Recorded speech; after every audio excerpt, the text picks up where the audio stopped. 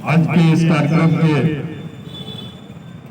संचालक, यूनियन के अध्यक्ष साथी तिवारी, यूनियन के जनरल सेक्रेटरी साथी निखिल, यूनियन के पदाधिकारीगण, कार्यकारिणी के सदस्य तथा कार्यकर्ता साथियों, जैसा कि आप सभी को बताया गया कि आज का ये कार्यक्रम देश के मजदूरों के द्वारा, देश के कर्मचारियों के द्वारा, देश के सर्वहारा वर्ग के द्वारा मौजूदा जो केंद्र सरकार है उसकी जो गलत नीतियां हैं उनका विरोध करने के लिए 2 दिन का अखिल भारतीय हड़ताल का आह्वान किया है, जो कि आज प्रातः 6 बजे से प्रारंभ हो चुकी है। हड़ताल कितना प्रभावी होगा,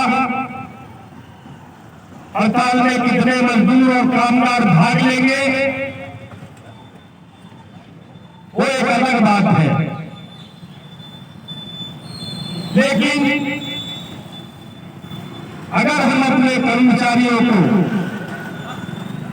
अपने मजदूरों को, अपने कामगारों को कम से कम ये समझाने में सफल हो जाए कि मौजूदा जो केंद्र सरकार है वो केंद्र सरकार धीरे धीरे बड़ी बेशर्मी से जो स्थापित चीजें हैं, जो स्थापित कानून है, उनको समाप्त करती चली जा रही है। आज देश के अंदर जितने भी श्रम कानून थे, जो कर्मचारियों को, मजदूरों को, कामगारों को सुरक्षा प्रदान करते थे, उनको संरक्षण देते थे, आज उन श्रम कानूनों को समाप्त करके 4 श्रम संहिताओं का निर्माण किया गया है। 4 लेबर कोड बनाए गए हैं। अगर उन लेबर कोड्स को, उन श्रम संहिताओं को ध्यानपूर्वक अगर आप पढ़ें तो आपको समझ में आ जाएगा कि देश के मजदूर को, देश के कामगार को, देश के किसानों को, देश के कर्मचारियों को ये भारत सरकार उसी दौर में ले जाना चाहती है, उसी दौर में पहुंचाना चाहती है जिस दौर में उद्योगपति का ही कानून चलता था।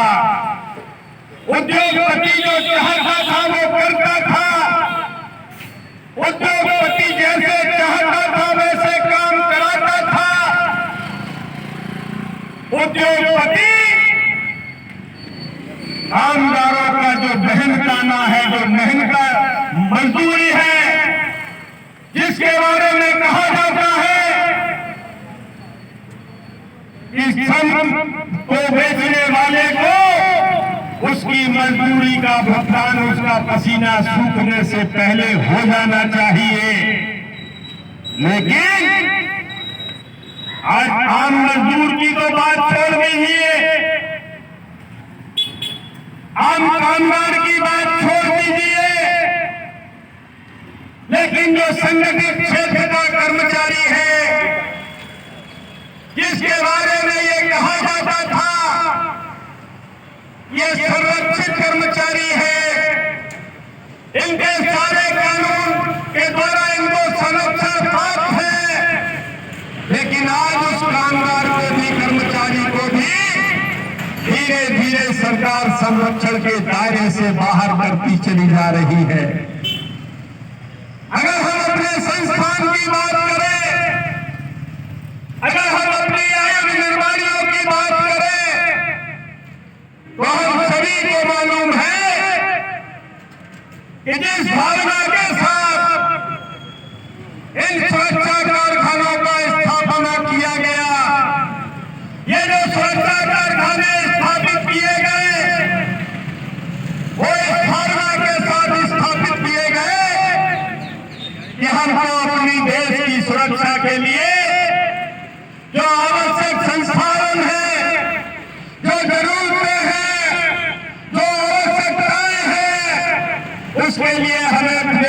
आत्मनिर्भर न रहना पड़े, हम अपने आप आत्मनिर्भर बनेंगे। लेकिन आज की सरकार की जो आत्मनिर्भरता की परिभाषा है, वो आत्मनिर्भरता की परिभाषा ही बदल गई है।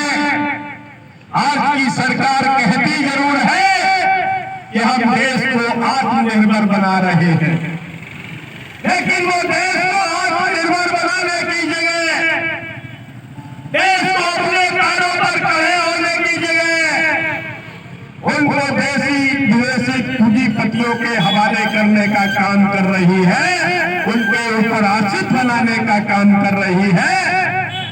ये देश की आत्मनिर्भरता कहने वाली सरकार का हाल है। 1 अक्टूबर से आपके संस्थान को सरकारी क्षेत्र से बदल करके सार्वजनिक क्षेत्र में बदल दिया गया, कॉर्पोरेशन बना दिया गया और ये कहा गया कि हम आयुध निर्माणियों को और विकसित करने के लिए और उनको एम्पावर करने के लिए और उनको अधिकार देने के लिए हम उनका कॉर्पोरेशन कर रहे हैं। और ये कॉर्पोरेशन करने का काम वो देश का प्रधानमंत्री कर रहा है, जो कहता था कि कॉर्पोरेशन का जन्म ही उस संस्थान को मरने के लिए होता है। कुछ कॉर्पोरेशन बनने से पहले ही उनकी मौत हो जाती है और कुछ कॉर्पोरेशन बनने के बाद उनकी मौत होती है। मौत सुनिश्चित है। आज वही सरकार, वही देश का प्रधानमंत्री ये कहता है कि हम कॉर्पोरेशन बेहतरी के लिए बना रहे हैं। बेहतरी क्या है? आपने देखा होगा, आपने महसूस किया होगा।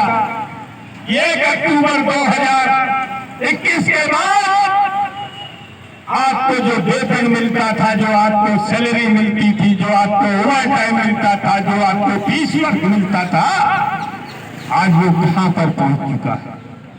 प्रत्येक कर्मचारी का अगर औसत बोला जाए तो औसतन 15 से 20 हजार रुपए प्रतिमाह का नुकसान हो चुका है। आज हमको 2 साल के लिए डीप डेपुटेशन पर भेजा गया है। सरकार ने संसद के अंदर बोला, सरकार के प्रतिनिधि ने, रक्षा मंत्री ने महासंघों को बोला कि 2 साल तक आपको जो सरकारी कर्मचारी के रूप में उपलब्ध कानून है, जो नियम है, जो सुविधाएं हैं, वो मिलती रहेंगी। लेकिन आज हालत क्या है? कर्मचारी को अपना जीपीएफ का पैसा लेने के लिए, जीपीएफ से लोन लेने के लिए, जीपीएफ से फाइनल विड्रॉल करने के लिए आज दर दर भटकना पड़ रहा है। उसको जीपीएफ का जो पैसा है, जो उसका अपना पैसा है, जो सरकार के पास जमा है, उस पैसे को लेने के लिए भी लाले लगे हुए हैं। लोगों को अपने बच्चों की शादियां करनी है, लोगों को अपने सामाजिक पारिवारिक दायित्वों को पूरा करना है, लेकिन उसके लिए आज कर्मचारी दर दर भटकने के लिए मजबूर है। आज जो कर्मचारी सेवानिवृत्त हो रहे हैं, इस महीने 31 मार्च को जो लोग सेवानिवृत्त होंगे, उनके हाथ में पेंशन का पेमेंट ऑर्डर नहीं होगा, यानी कि पीटीओ नहीं होगा। उनको पेंशन जो 1 तारीख से मिलने लगनी चाहिए, वो पेंशन उनको नहीं मिल पाएगी, क्योंकि अभी तक यही डिसाइड नहीं हो पाया कि आखिर पेंशन को प्रोसेस कौन करेगा, पेंशन के कागजातों को कौन प्रोसेस करेगा। यही चल रहा है। कभी बोला जाता है फैक्ट्री के अंदर अकाउंट्स के लोग करेंगे, उसके बाद बोला जाता है कि पीसीएफ करेगा, उसके बाद बोला जाता है फील्ड यूनिट करेगा। यही चल रहा है। 7 फील्ड यूनिट बना दिए गए, उनको बैठने की जगह नहीं, उनको संसाधन नहीं, उनको आवश्यक जो जरूरतें हैं उनको काम करने के लिए वो नहीं, लेकिन 7 फील्ड यूनिट सर्टिफिकेट बना दिए गए हैं। जो कर्मचारी मर जाते हैं, जिनकी सरकारी सेवा में मृत्यु हो जाती है, उनके आज पेंशन के पेपर पड़े हुए हैं। जो फैमिली पेंशन के केसेस है वो भी पड़े हुए हैं। कोई सुनने वाला नहीं है, कोई देखने वाला नहीं है, और सरकार कहती है कि हमने बेहतरी के लिए किया। अभी सरकार का रक्षा मंत्रालय का एक फरमान जारी हुआ, जो हमारे 7 कॉर्पोरेशन हैं उनके साथ सीएमडी को ये डायरेक्शन दिया गया है कि आपको किसी भी हालत में, किसी भी तरह से 31 मार्च तक जो आपका बैलेंस शीट बनेगा, उस बैलेंस शीट में घाटा नहीं दिखाई देना चाहिए। उसमें आपको प्रॉफिट दिखाना है, चाहे वो प्रॉफिट भले 1 लाख रुपए का हो, 10,000 रुपए का हो, लेकिन आपको प्रॉफिट दिखाना है। वो प्रॉफिट क्यों दिखाना है? वो प्रॉफिट इसलिए दिखाना है कि अगर वास्तविकता दिखाई जाएगी तो ये जो सरकार ने कॉर्पोरेशन बनाने का निर्णय लिया है वो जनता के सामने बेनकाब हो जाएगा। उसकी असलियत खुल करके सामने आ जाएगी कि सरकार ने इनको बर्बाद कर दिया, तबाह कर दिया। इसलिए ये फरमान जारी हुआ है कि 31 मार्च तक आपको हर हालत में प्रॉफिट शुरू करना है। आपको पेमेंट रोकना है, एलटीसी का पेमेंट रोकना है, रोक दीजिए। आपको जीपीएफ का भुगतान रोकना है, रोक दीजिए। आपको मेडिकल का भुगतान रोकना है, रोक दीजिए। आपको सप्लायर्स का भुगतान रोकना है, रोक दीजिए। लेकिन आपको हर हालत में मुनाफा दिखाना है, जिससे ये सरकार जनता पीट सके, ऐसी जनता को बता सके ये जो आयन कारखाने थे, जो पहले सरकारी संरक्षण में चलते थे, वो सरकारी संरक्षण में चलते हुए आगे बढ़ जाते थे। आज हमने 6 महीने के अंदर ही कारपोरेशन बनाने के 6 महीने के अंदर ही उसको मुनाफे में ला दिया है। उन्होंने मुनाफा कमाया है।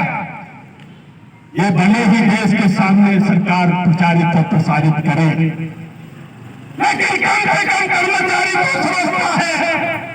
कर्मचारी को तो वास्तविकता मालूम होना चाहिए। उसको तो बताने की आवश्यकता नहीं होनी चाहिए कि आखिर वास्तविकता क्या है।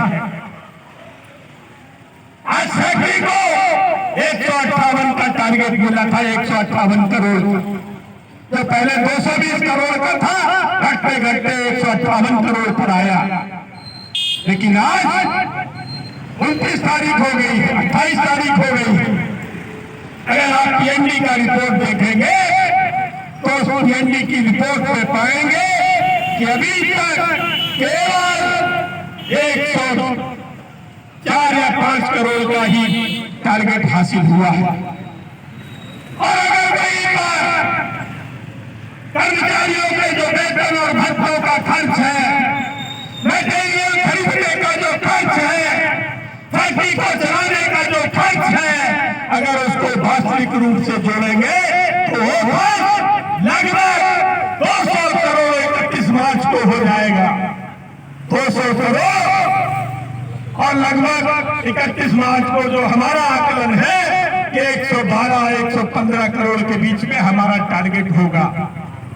115 करोड़ भी अगर हम जोड़ लें और 200 करोड़ का जो खर्च है वो खाता आपको समझ में स्वयं आएगा। लेकिन अगर आप 31 मार्च के बाद जो फैक्ट्री का बैलेंस शीट बनेगा, वो बैलेंस शीट जब आप देखेंगे तो बैलेंस शीट में आपको मुनाफा दिखाई देगा, प्रॉफिट दिखाई देगा। ये है वास्तविकता। इस वास्तविकता को हमको समझना पड़ेगा, हमको समझना पड़ेगा, क्योंकि आज लोग समझने के लिए तैयार नहीं। आज तो सरकार दिखाना चाहती है, आज तो सरकार बताना चाहती है।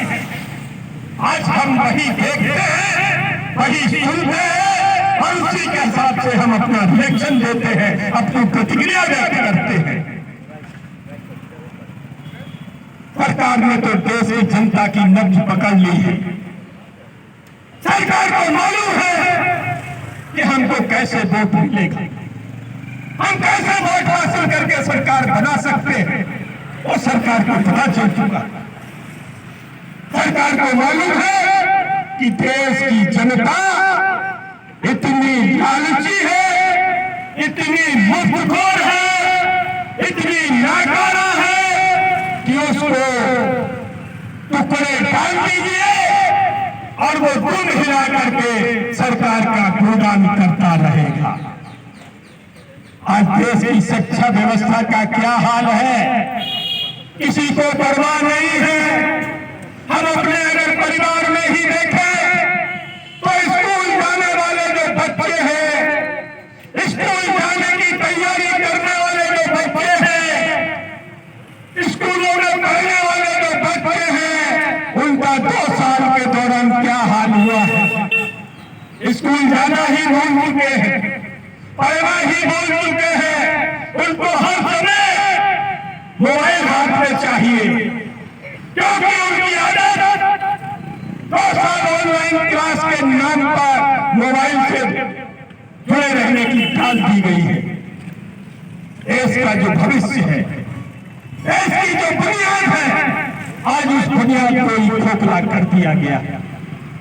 इसलिए मैं आपसे कहना चाहता हूं कि दुनिया की बातों को मत सोचो, कम से कम अपने बारे में तो सोचो, अपनी परिस्थितियों के बारे में तो सोचो।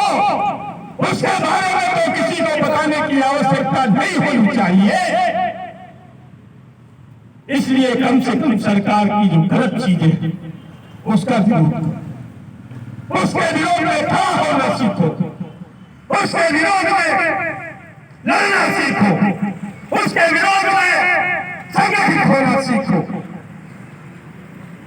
और इसीलिए देश का मजदूर वर्ग 2 दिन की हड़ताल पर है। ये कार्यक्रम कल भी चलेगा।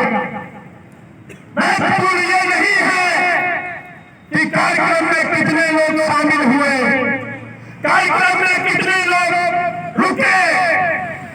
महत्वपूर्ण ये है कि कार्यक्रम करने का, 2 दिन की हड़ताल करने का जो संदेश है, वो संदेश कम से कम आप सबके बीच में जाना चाहिए।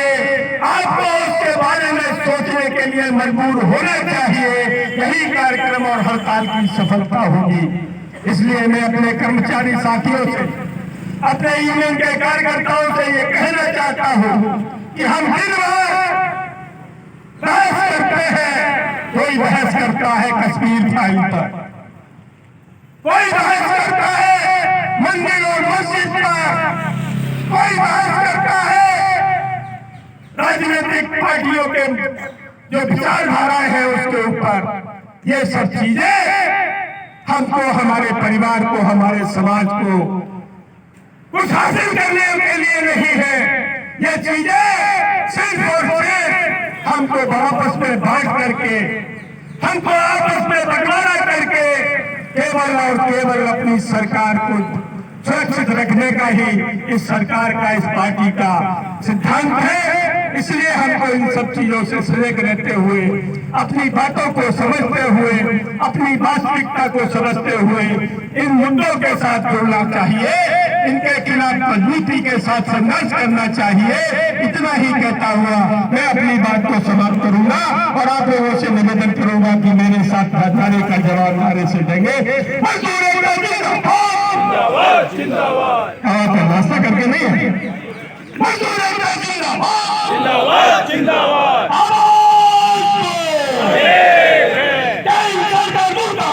मुर्दाबाद मुर्दाबाद मुर्दाबाद मुर्दाबाद होश में आओ होश में आओ। जिंदाबाद जिंदाबाद जिंदाबाद जिंदाबाद। धन्यवाद साथियों। इसी के साथ ये कार्यक्रम समाप्त होता है। जो साथी